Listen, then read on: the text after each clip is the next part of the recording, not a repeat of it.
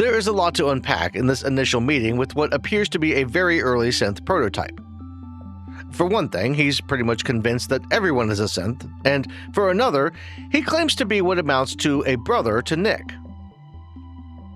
From what DiMA says, he and Nick were the only two of their kind created, with DiMA being the first and Nick being the slightly more advanced second.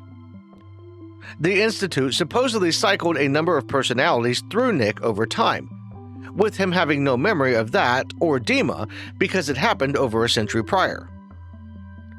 It's a lot to take in for Nick, and something that will come up again.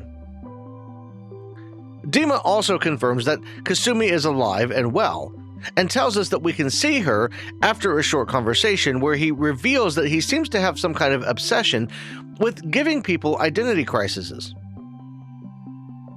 See, DiMA, at his core, is a cult leader. He brings in outsiders by acting as if he is only asking basic questions, even when those questions don't make a lot of sense. He plants the idea in the mind of an individual that they are a synth, and then lets the fact that there is no way to tell the difference between a synth and a human do the rest of the work for him.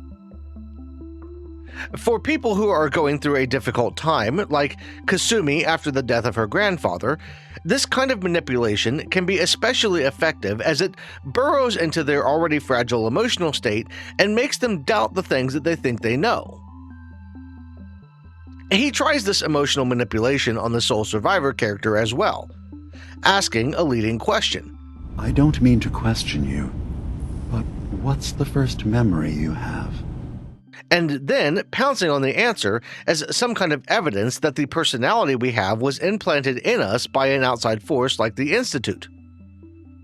He says that since we can't reference memories earlier than the day the bombs fell, that we might be a synth, though he also covers all his bases by following up with other explanations like trauma, disease, and background radiation as possible causes for memory issues. But the seed has already been planted.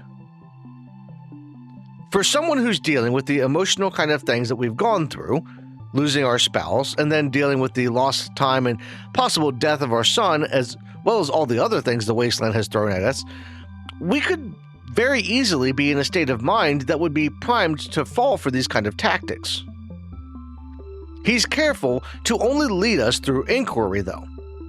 He doesn't make the direct assertion that we are a synth, only that it is something to consider, while also telling us that he can provide a safe community for us if we decide that we belong there,